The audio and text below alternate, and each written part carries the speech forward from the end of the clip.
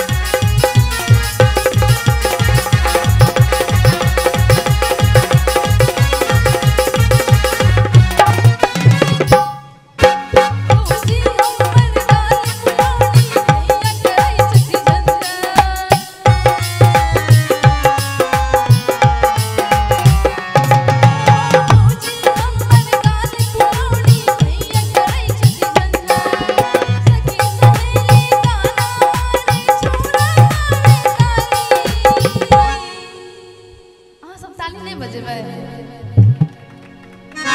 Hello Ramesh भैया एक बेर हमरा साथ सब तालियों बजा ताली बजाओ।